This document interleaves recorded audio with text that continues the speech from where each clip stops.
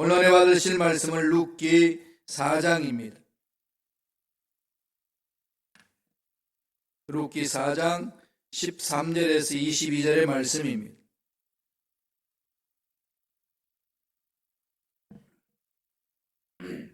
다 같이 우리 한 목소리로 합독하시겠습니다. 이에 보아스가 룻을 맞이하여 아내로 삼고 그에게 들어갔더니 야훼께서 그에게 임신하게 하심으로 그가 아들을 낳은지라. 여인들이 나오미에게 이르되 찬송할지로다. 야훼께서 오늘 내게 기업 물을 자가 없게 하지 아니하셨도다.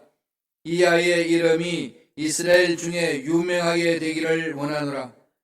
이는 내 생명의 회복자이며 내 노년의 복량자라.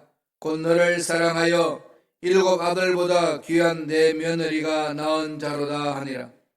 나오미가 아기를 받아 품에 품고 그의 양육자가 되니 그의 이웃 여인들이 그에게 이름을 지어주되 나오미에게 아들이 태어났다 하여 그의 이름을 오벳이라 하였는데 그는 다윗의 아버지인 이새의 아버지였더라.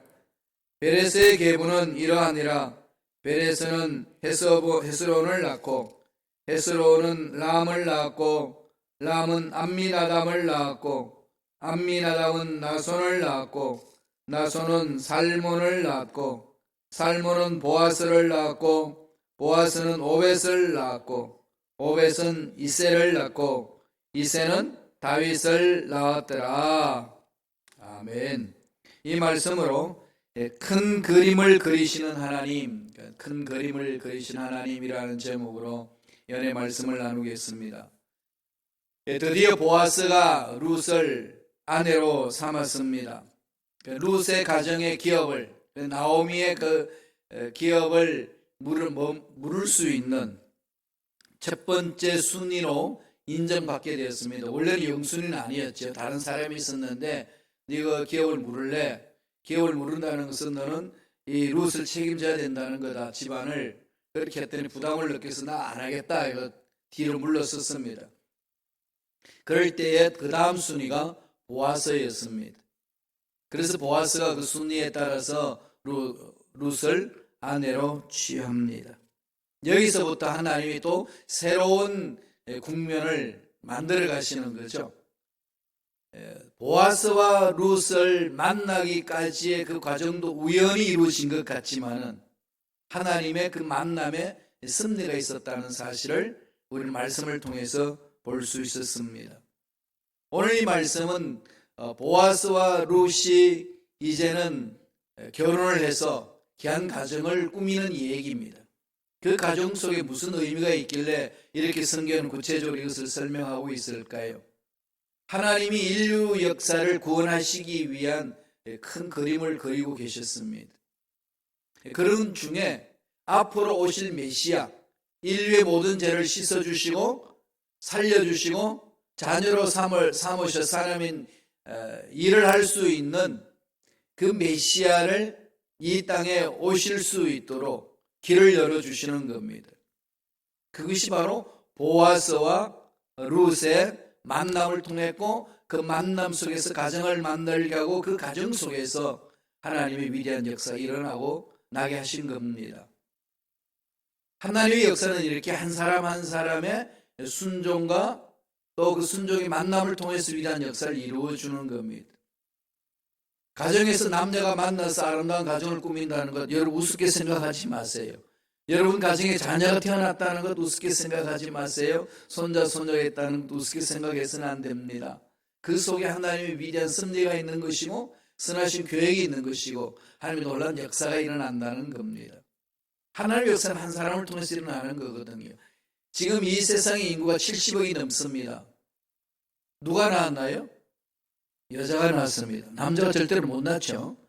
그래서 남자가 결혼해가지고 남자와 결혼한다는 것은 말이 안 되는 거잖아요. 하나님의 역사의 섭리를 깨는 겁니다.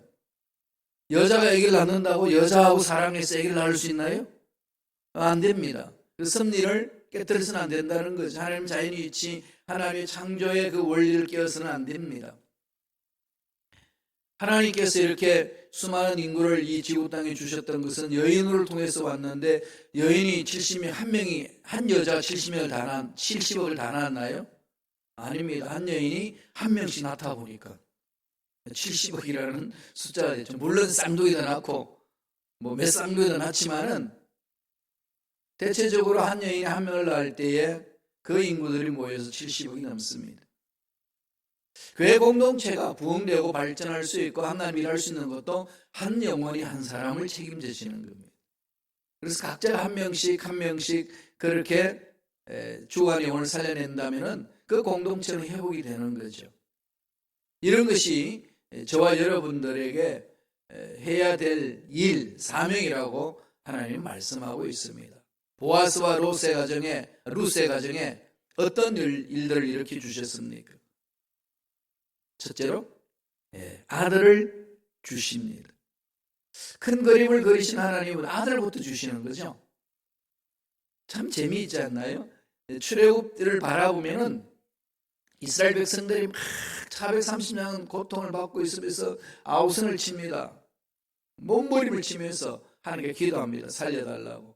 그러면은 그 중에 있는 사람 한 명을 딱 일꾼을 세워서 그 일꾼을 통해서 일을 하시면 되잖아요. 그렇게 안 하시죠. 그 출애굽기 보면 어떻게 출발하죠? 레위인의 한 청년과 그다음에 처녀를 서로 만나게 해서 아기를 낳는 것. 그 아기가 모세더라부터 출발합니다. 그 이전에 보면 이 백성들은 아우성이거든요. 하나님의 역사는 새로운 인물 하나씩 이렇게 만들어 가시는 거죠. 역사를 일으키는 겁니다. 그럼 한 사람이 중요하다는 거예요. 나 한 사람, 하나님의 계획 속에 들어가 있는 한 사람. 오늘은 아들을 줍니다. 어떤 아들을 주나요? 한번 볼까요? 룻기 4장 13절의 말씀을 다 같이 읽겠습니다. 이에 보아스가 룻을 맞이하여 아내로 삼고 그에게 들어갔더니 야훼께서 그에게 임신하게 하심으로 그가 아들을 낳은지라. 임신하게 하심으로 지금 룻기 마지막 장에 들어가서 하나님이 생명을 주셨다 그렇게 하죠. 룻기 시작은 어떻게 시작하죠? 사람이 죽었다 이렇게 출발하잖아요. 죽었다. 남편도 죽었고 두 아들도 죽었고 그래서 세 여인이 남았는데 과부가 되었다. 이렇게 죽었다부터 시작해서 아무런 환경, 아무런 그 역사 속으로 이 상황을 설명을 하시다가 룻기 마지막 판에는 하나님께서 그에게 임신하게 하심으로 생명이 그들 가정에 임하게 하셨다. 그렇게 하는 거죠. 하나님의 역사의 손은 그렇습니다. 안 되는 것도 되게 하시는 하나님, 죽은 것도 살리시는 하나님. 이 하나님이 저와 여러분이 믿는 하나님 아버지라는 겁니다. 하나님 개입하시면 안 되는 게 어디 있겠습니까? 그런데 중요한 것은 하나님 만나는 게 중요한 거죠. 모든 문제의 답은 하나님 손 안에 있습니다. 나는 왜 이 모양 이 꼴밖에 안 되냐? 우리 가정은 왜 이러냐? 왜 자녀들은 이러냐? 내 아들은 왜 이러냐? 내 주위에 있는 사람들은 왜 이러냐? 이런 한탄하기 이전에 내가 가장 근본적으로 내 마음속에 품어야 될 분은 전능하신 하나님이십니다. 하나님이 나에게 생명을 주셨고 생명을 주신 하나님이 위해서 살아가는 겁니다. 그러니까 저와 여러분의 마음은 언제나 하나님께 집중하고 있어야 돼요. 문제 있으면 하나님, 답답하면 하나님, 도저히 풀지 못하는 문제 있을 때 하나님, 누구 때문에 그것이 아니라 하나님, 이 문제 하나님 맡아주시고 풀어주시옵소서. 부르짖는 게 중요한 거죠. 오늘 말씀에도 뭐라고 그럽니까? 하나님께서 그럽니다. 하나님께서 임신하게 하셨으므로 생명을 하나님 주시지 않으면 어떻게 얻겠습니까? 하나님께서 생명을 주시고 그 생명을 통해서 큰 그림을 그리시는 겁니다. 구원의 역사를 진행시켜 나가시는 거죠. 메시아를 이 땅에 보내시기 위한 하나님의 귀한 계획이 보아스와 룻을 통해서 이루어지는데 그 아들을 낳게 하는 겁니다. 그 아들을 낳았더니 그 베들레헴에 있는 여인들이 이렇게 노래를 합니다. 하나님의 역사에는 항상 노래가 있어요. 찬양이 있는 거죠. 저와 여러분 인생에 어떤 노래가 있습니까? 여러분들이 부르는 노래 18번이 뭐가 있나요? 그게 있어야 돼요. 뭐 어떤 사람들 보면은 그냥 이 대중가요가 확 들어온다 그래요. 그런 상황 속으로 늘 우리가 마음을 모으면은 그래 끌려가요. 잘 택하셔야 돼요. 그래서 자기가 날마다 혼자 있을 때 부르는 노래 있지 않나요? 어떤 노래이신가요? 하나님을 찬양하고 하나님의 위대하심을 높이는 노래인가요? 아니면 세상에서 부르는 그런 노래로 그냥 이렇게 마음을 달래고 계시나요? 물론 이 대중가요들 보면은요, 참 구구절절이 은혜가 되죠, 가사가. 인생을 논하는데 그보다도 구구절절의 마음을 확 휘어잡는 구절이 어디 있습니까? 그런데 그래도 그 속에는 하나님의 살아계신 능력은 없습니다. 하나님 생명 있는 저와 여러분들 부를 노래가 있어야 돼요. 홍해를 건너고 나서 모세가 부른 노래가 있고, 오늘 보아스와 룻이 서로 만나서 아들을 낳으니까 그 여인들이 부른 노래가 있습니다. 한번 볼까요? 말씀을 봅니다. 말씀 속에 있죠. 룻기 4장 14절 15절입니다. 한 목소리 읽겠습니다. 여인들이 나오미에게 이르되 찬송할지로다. 야훼께서 오늘 내게 기업 물을 자가 없게 하지 아니하셨도다. 이 아이의 이름이 이스라엘 중에 유명하게 되기를 원하노라. 이는 내 생명의 회복자이며 내 노년의 복량자라. 곧 너를 사랑하며 7 아들보다 귀한 내 며느리가 낳은 자로다 하니라.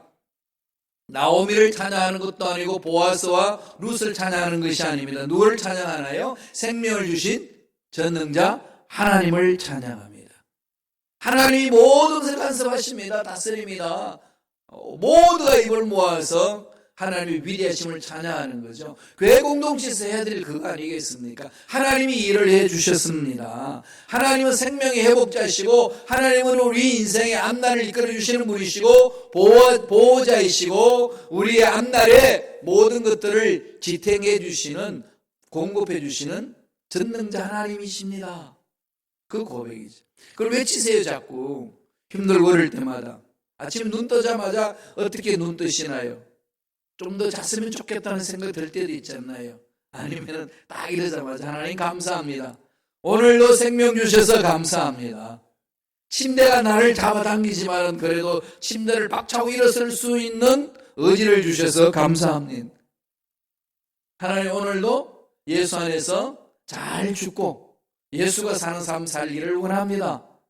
이러면서 하루 시작하는 거 아니겠습니까? 자꾸 이렇게 선포하셔야 돼. 하나님이 주관하신다는. 아들을 주셔서 위대한 역사를 이루시는 거죠. 지극히 작은 것 같지만은 그 지극히 작은 것을 통해서 하는 위대한 일들을 이루고 가십니다. 따라서 저와 여러분들이 만나는 사람 한 사람 한 사람, 내 인생에 일어나는 일들 아무렇게나 팽개치지 마세요. 하나님이 이끄시는 손길이 있습니다. 그러면 늘 하나님께 집중한다는 거죠. 두 번째, 그 아들을 통해서 하나님 어떤 일을 이루시죠? 예, 믿음의 조상인 다음에 메시아의 원조로 할 수 있는 다윗을 주시죠. 다윗을 이어 그 아들이, 룻이 낳은 아들이 다윗의 조상이 된다는 것을 지금 오늘 룻기에서 설명을 해주고 있습니다. 말씀을 볼까요? 룻기 4장 16절입니다. 다 같이 읽겠습니다. 나오미가 아기를 받아 품에 품고 그의 양육자가 되니, 나오미가 받습니다. 그렇죠? 품에 안죠. 할머니가 이젠 손자를 품에 안고 양육자가 됩니다. 그 말은 하나님의 말씀을 그에게 불어넣는 거죠. 하나님의 은혜를 그 속에 넣습니다. 남편도 잃고 두 아들도 잃었던 한 여인이 하나님의 은혜로 새 생명을 안았습니다. 그동안에 절망했던 그 삶이 하나님을 인하여서 완전히 새로운 소망을 갖게 됩니다. 그래서 그 소망을 갖고 좋아하는 그 모습 속에 여인들이 나와서 노래를 합니다. 아들이 태어났다고 해서 이름을 오벳이라 하라. 오벳드, 이 말은 섬기는 자. 오벳이라는 말은 섬기는 자. 이 섬기는 자인데 이 사람이 누구죠? 다윗의 아버지인 이세, 그죠? 아버지 이세의 아버지가 됩니다. 족불 한번 볼까요? 룻기 4장 17절에 나옵니다. 다 같이 한 목소리를 읽겠습니다. 그의 이혼 여인들이 그에게 이름을 지어주되 나오미에게 아들이 태어났다 하여 그의 이름을 오벳이라 하였는데, 그는 다윗의 아버지인 이세의 아버지였더라. 그게 오벳이죠. 오벳이 이새를 낳고 이새가 누굴 낳죠? 다윗을 낳고 이렇게 족보로 쭉 이어가는데 그 출발이 어디서 오는 거죠? 보아스와 룻입니다. 좀 기가 막힌 만남 아니겠어요? 누가 이걸 상상했겠습니까?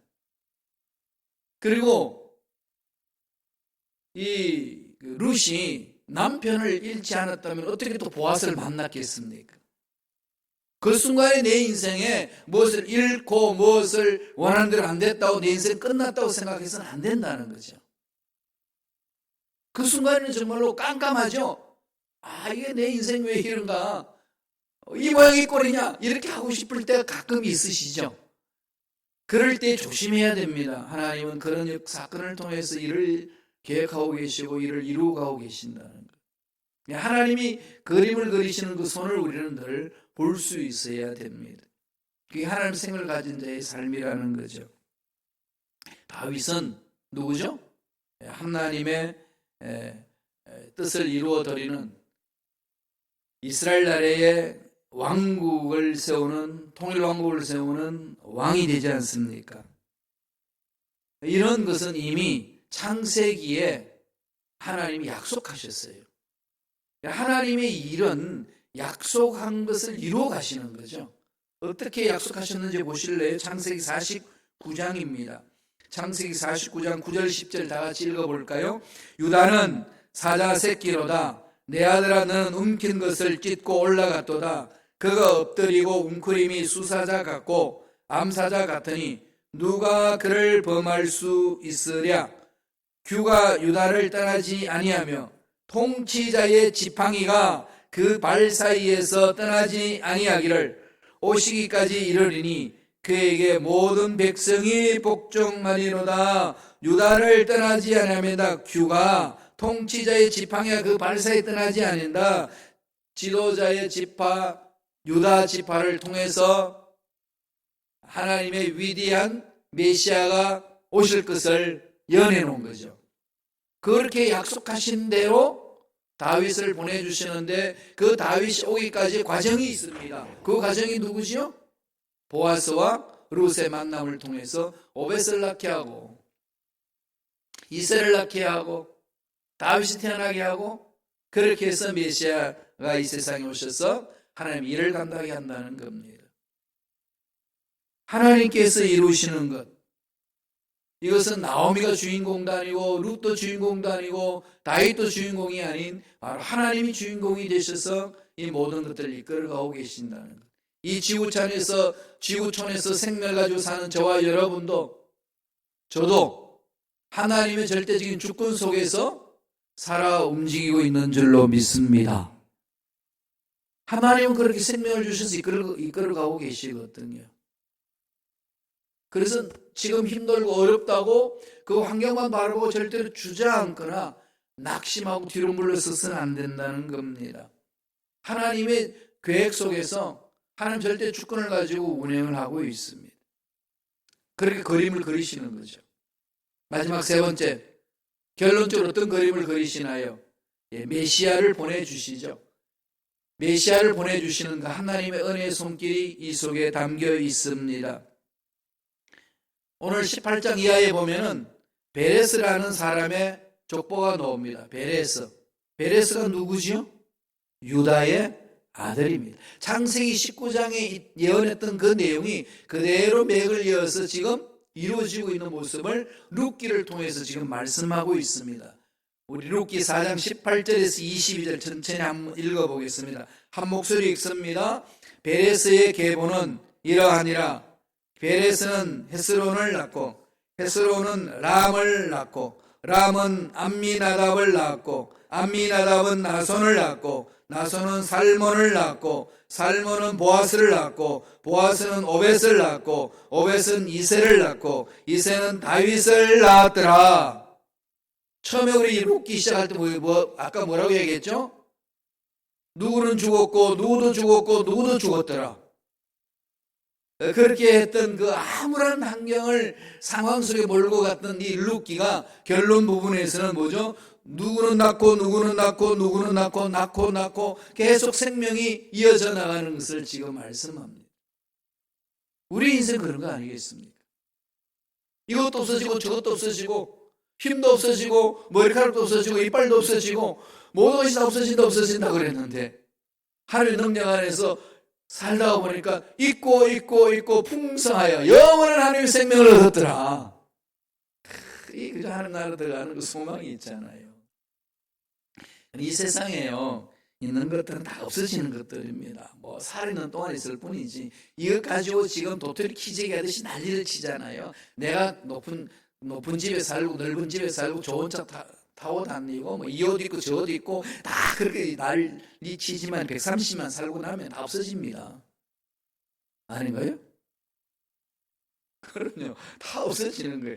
그런데 130년 다 살고 나면 130년 다 못 살 사람들도 많지만 다 살고 나면 돌아볼 때에 야, 고작 이것 때문에 내가 그렇게 내 평생을 다 바쳤냐. 얼마나 허무하겠어요, 여러분. 생각해 보세요. 그죠? 내 인생이 한번 살다가 가는 인생 영원을 해서 가는 중간에 왜 이제야 깨달았을까? 그때 아무리 후회도 아무 소용없어요. 끝난 거예요, 그때는. 그러니까 뭐죠? 살아있는 이 순간이 그렇게 귀하고 중요한 거예요. 육체가 있으니까 아픈 거고요. 육체를 입고 있으니까 한계를 느끼는 거고요. 육체가 있으니까 늙어가니까 주름살 생기는 겁니다. 육체를 벗으면 이런 경험 못 해요. 그러니까 여러분 아픈 것도 귀한 거예요. 언제 이런 경험해 보겠어요? 여러분 천국 가서 아픈 거 경험하기 싫겠어요? 고통, 고난 다 하나님 선하신 계획 속에 있다고 생각해 보세요. 그게 뭐라고? 그리고 돈이 그게 뭐라고? 정말로 하나님 앞에서 올바로 살지 못하게 하는 그 어리석음 속에 빠질 이유가 뭐가 있냐는 겁니다. 오늘 이 룻기의 결론 내리는 부분을 보면서 정말로 하나님 큰 그림을 그리시면서 내 인생의 수레바퀴를 돌리시고 이 역사 수레바퀴를 돌리고 계시는구나 보는 거죠. 그러면 지금 우한에서 발생한 이 바이러스 있잖아요. 예. 신종 코로나19 이거 그냥 우습게 볼 문제는 아니잖아요. 그죠? 왜 그랬을까? 왜? 하필 왜 우한에서 그것이 일어났을까? 물론 뭐 우연일 수도 있겠지만 하나님이 역사를 하시는데 우연이 있을 수는 없잖아요. 정말 그 우한은요 선교사들을 어마어마하게 핍박을 했습니다. 씨를 말리려고 했던 곳이 우한의 지역이에요. 지금 뭐 엄청 혼나고 있잖아요. 이거 그냥 함부로 그냥 궁지를 보러 갈 수는 없지만은 우리는 영적으로 그 모든 부분들의 상황들을 잘 살펴야 합니다. 그래서 우리들이 깨어서 기도하고 일어나는 사건들을 돌아보는 거죠. 역사를 일으키시는 하나님, 역사를 끌고 가시는 하나님, 어떻게 끌고 가시는지를 좀 영적으로 깨어서 지켜볼 수 있어야 되고 바라볼 줄 알아야 됩니다. 오늘 족보를 보니까 어떻게 하죠? 베레스, 헤스론, 람, 암미나답, 나손, 살몬, 우리가 이제 오늘 말씀했던 보아스 나왔죠? 보아스는 누구 낳았죠? 오벳을 낳고 오벳은 이세를 낳고 이세는 누굴 낳았죠? 다윗을 낳았더라. 딱 다윗 따오니까 이제 감이 잡히는 거죠. 확 뚫리잖아요. 그죠? 통일한 걸 이루고 메시아 오심을 대망하는 그 은혜가 이 다윗 왕조를 통해서 나타납니다. 그런데 그 멍청한 유대인들은 아직도 이게 다윗 이후에 올 메시아를 기다리고 있어요. 오셨는데 뒷북치면 안 돼요. 오셨잖아요. 그래서 지금 그들에게 이제 전도도 하고 이 메시아 오신 것을 막 선포하면 아직까지 못 알아들어요. 왜 인간이 하나님이냐는 거죠.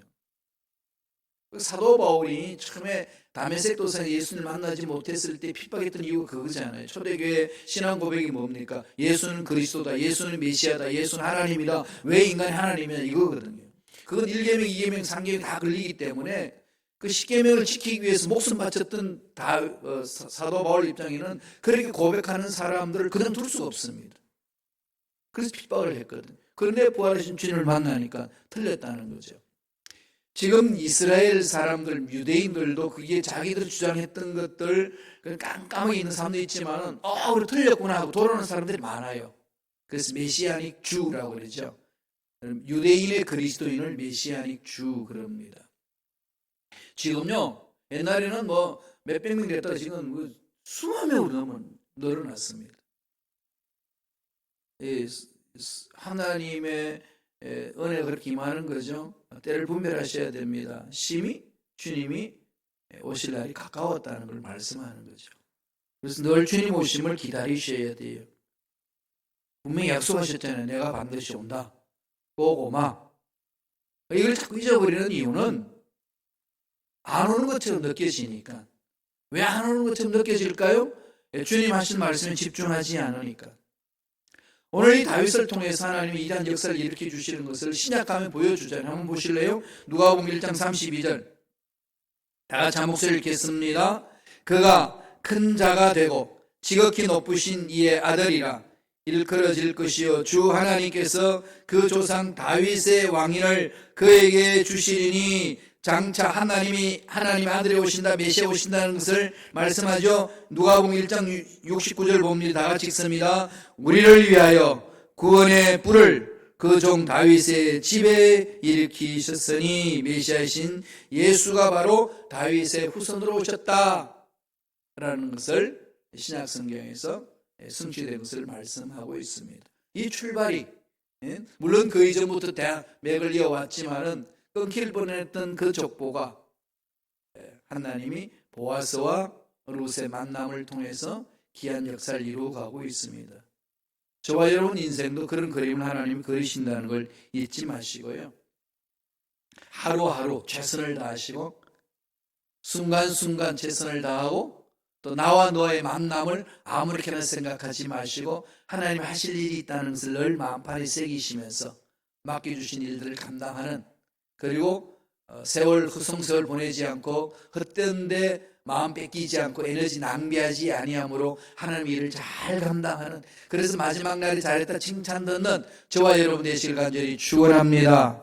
기도하겠습니다. 하나님 아버지 감사와 찬양을 드립니다. 오늘도 우리에게 귀한 생명을 허락하여 주셔서 하나님이 큰 그림을 그리시는 그 놀라운 역사를 말씀을 통해서 깨닫게 해주시니 감사합니다. 우리의 생각으로는 하나님 하실 일을 알 수가 없사오니 날마다 말씀 속에서 하나님의 뜻을 깨달을 수 있도록 지혜와 총명과 명철과 능력과 은혜로 역사하여 주옵시고 이 시대를 분별할 수 있는 영적 분별력도 우리 모두에 허락하여 주셔서 지금 여기서 내가 무엇을 준비하고 달려가야 될 것인가를 깨닫고 달려갈 수 있도록 성령님 강하게 역사하여 주옵소서. 우리 생각이 새로워지고 말이 새로워지고 삶이 새로워지고 하나님께 영광 돌리는 멋진 삶 살아가는 일꾼들 되기를 원합니다. 강하게 역사하여 주옵소서. 예수 이름으로 명하노니 말씀에 서지 못하도록 우리를 분주하게 만들고 마음을 빼앗는 마귀들은 떠나갈지어다. 약속의 말씀을 믿고 따르지 못하도록 순종하지 못하도록 우리 의지를 약하게 만드는 흑암의 세력은 사라질지어다. 내 순간 성령으로 충만케 하여 주셔서 강한 의지로 하나님이 맡기신 일을 잘 감당하는 일꾼들에게 축복하여 주옵소서. 육체의 모든 질병도 깨끗하게 나는 역사가 일어날지어다. 저가 채찍에 맞아버려 나무를 걷다 했사니 약속에 의지하여 기도합니다. 낫게 될 줄로 믿습니다. 강건하게 될 줄로 믿습니다. 은혜로 역사하여 주옵소서. 은혜 감사의 예물 드립니다. 예물 드리는 손길 기억하여 주시고 30배, 60배, 100배, 1000배, 만배 복을 받아 누리며 나누며 하나님의 일을 감당하는 믿음의 일꾼들의 손길에게 축복하여 주옵소서. 감사하고 예수님의 이름으로 축복하며 기도드리옵나이다. 아멘.